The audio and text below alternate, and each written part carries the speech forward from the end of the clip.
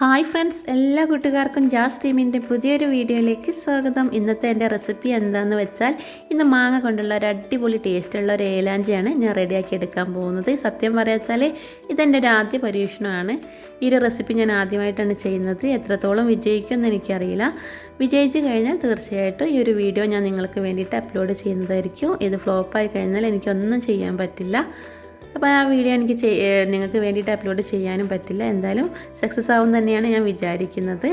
അപ്പോൾ അതിന് വേണ്ടിയിട്ട് 2 വലിയ നല്ല മധുരമുള്ള മാങ്ങ തന്നെയാണ് ഞാൻ എടുത്തിട്ടുള്ളത്. അതിൻ്റെ തൊലിയൊക്കെ ഒന്ന് കളഞ്ഞിട്ട് നിങ്ങൾക്ക് കാണിച്ചു തരാം. അപ്പോൾ ഈ മാങ്ങയും മൈദയും മുട്ടയൊക്കെ വെച്ചിട്ട് നമുക്കൊരു ബാറ്റർ റെഡിയാക്കി എടുക്കണം.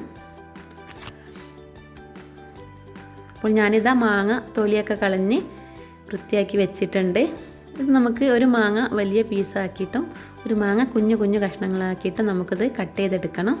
അപ്പോൾ ഞാൻ ഈ ഒരു മാങ്ങ വലിയ പീസാക്കിയിട്ടാണ് കട്ട് ചെയ്തെടുക്കുന്നത്.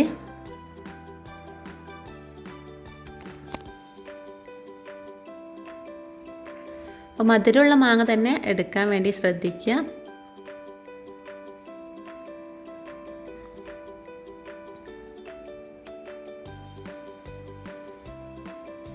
ഓക്കെ, അപ്പം നമ്മൾ ഈ മാങ്ങ വലിയ പീസാക്കി വെച്ചിട്ടുണ്ട്. അതുപോലെ തന്നെ ഈ ഒരു മാങ്ങ ഞാൻ കുഞ്ഞു കുഞ്ഞു പീസാക്കിയിട്ടാണ് അരിഞ്ഞെടുക്കുന്നത്.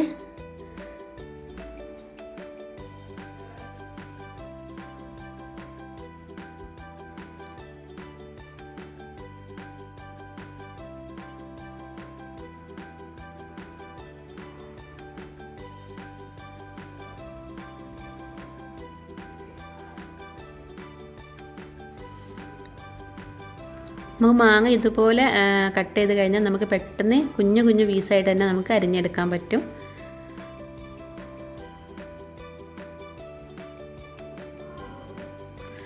രണ്ട് മാങ്ങ ഞാൻ ഇതുപോലെ കട്ട് ചെയ്ത് വെച്ചിട്ടുണ്ട്. നമുക്ക് വലിയ മാങ്ങയുടെ പീസ് ചെയ്യാനുള്ളതെന്ന് വെച്ചാൽ നമുക്ക് മിക്സിയിലെ ജാറിലേക്ക് ഒന്ന് മാറ്റണം. എന്നിട്ട് നന്നായിട്ടൊന്ന് അരച്ചെടുക്കണം.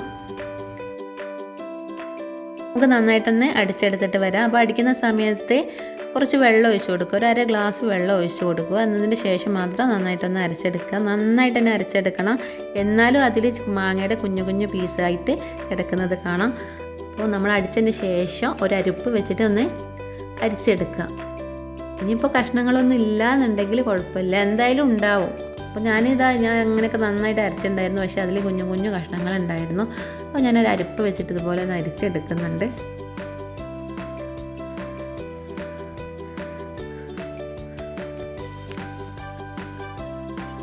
മാങ്ങ അപ്പോൾ നന്നായിട്ട് തന്നെ ഇതിൽ പീസുകളൊന്നുമില്ല, മാങ്ങയുടെ പീസുകളൊന്നുമില്ല. ഞാൻ അതിലേക്ക് 2 മുട്ട ആഡ് ചെയ്ത് കൊടുത്തിട്ടുണ്ട്. അപ്പോൾ ഈ മുട്ട നന്നായിട്ടൊന്ന് മിക്സ് ചെയ്തതിലേക്ക് ചേർക്കണം.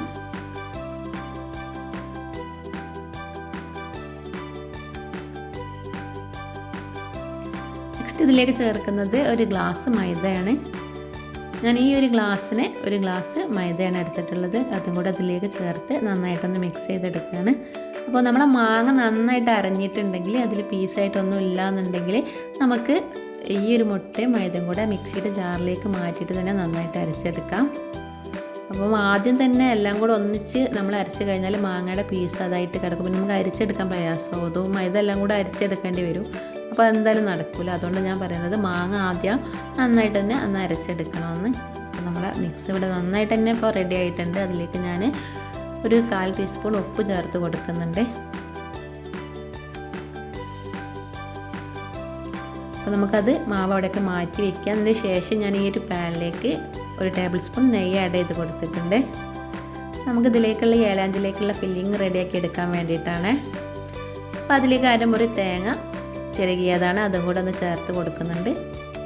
നമുക്ക് തേങ്ങയുടെ കളറൊന്നും ചേഞ്ച് ആയി കിട്ടുമൊന്നും വേണ്ട. ജസ്റ്റ് അതിൻ്റെ പച്ച സ്മെല്ലൊക്കെ ഒന്ന് പോകുന്നവരെ ഒന്ന് വഴറ്റി കൊടുത്താൽ മതി.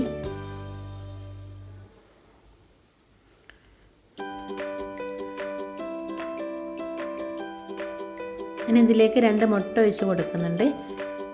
മുട്ട നമുക്ക് നന്നായിട്ടൊന്ന് ചിക്കി എടുക്കണം ഇതിൽ വെച്ചിട്ട് തന്നെ. അതായത് തേങ്ങ 3-4 ഭാഗത്തേക്കൊന്ന് മാറ്റി വെച്ചിട്ട് ഞാൻ ഈ 2 മുട്ട ഇതിലേക്കൊന്ന് പൊട്ടിച്ചൊഴിച്ച് കൊടുക്കുകയാണ്. എന്നിട്ട് ഇതുപോലെ ഒന്ന് ചിക്കി എടുക്കുക. മുട്ടയൊക്കെ നന്നായിട്ട് കുക്കായി വന്നിട്ടുണ്ട്. എന്നതിന് ശേഷം നമ്മൾ കട്ട് ചെയ്ത് വെച്ചിട്ടുണ്ടായിരുന്ന കുഞ്ഞു കുഞ്ഞായിട്ട് കട്ട് ചെയ്ത് വെച്ചിട്ടുണ്ടായിരുന്ന മാങ്ങ ഞാനിതിലേക്ക് ആഡ് ചെയ്ത് കൊടുക്കുകയാണ്. അപ്പോൾ മാങ്ങ നല്ല പഴുത്ത മാങ്ങ കൊണ്ട് തന്നെ ഒരുപാട് സമയം നമുക്ക് കുത്തി അത് ഉടച്ചെടുക്കരുത്. ജസ്റ്റ് ഒന്ന് വഴറ്റി കൊടുത്താൽ മാത്രം മതി കേട്ടോ. അതിൻ്റെ ശേഷം സ്റ്റവ് ഓഫ് ചെയ്തിട്ടുണ്ട്. ഞാൻ നെക്സ്റ്റ് ഒരു പാൻ ചൂടാക്കി അതിലേക്ക് ഞാൻ തയ്യാറാക്കി വെച്ചിട്ടുണ്ടായിരുന്ന ബാറ്റർ ഒരു തവി വെച്ചിട്ട് കുറച്ച് ഒഴിച്ച് കൊടുത്തിട്ട് ഇതുപോലെ ഒന്ന് പരത്തി കൊടുക്കുന്നുണ്ട്. സത്യം പറയാച്ചാൽ ഞാൻ ആദ്യം വിചാരിച്ചിരുന്നു അതിന്ന് ഈ ഒരു പാനിൽ നിന്ന് നമുക്കിത് വിട്ട് കിട്ടില്ല എന്നുള്ളത്, ചുട്ടെടുക്കാൻ ഒരുപാട് പ്രയാസപ്പെടും എന്നൊക്കെ വിചാരിച്ചിട്ടുണ്ടായിരുന്നു. പക്ഷേ നന്നായിട്ട് തന്നെ നമുക്ക് പെട്ടെന്ന് ഇതിൽ നിന്ന് പാനിൽ നിന്ന് വിട്ട് കിട്ടിയിട്ടുണ്ട്.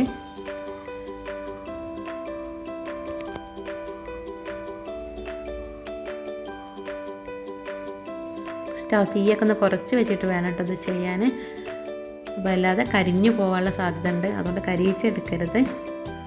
അപ്പോൾ തീയൊക്കെ കുറച്ച് വെച്ചിട്ട് ചെയ്യാം. അങ്ങനെ ചുട്ടെടുക്കുന്ന സമയത്ത് മേലെ കുറച്ച് നെയ്യ് വെച്ചിട്ടോ ഓയിൽ വെച്ചിട്ടോ ഒന്ന് സ്പ്രെഡ് ചെയ്ത് കൊടുക്കുക. അപ്പോൾ ഞാൻ എല്ലാ ദോശയും ഇതുപോലെ ചുട്ടെടുത്തിട്ടുണ്ട്.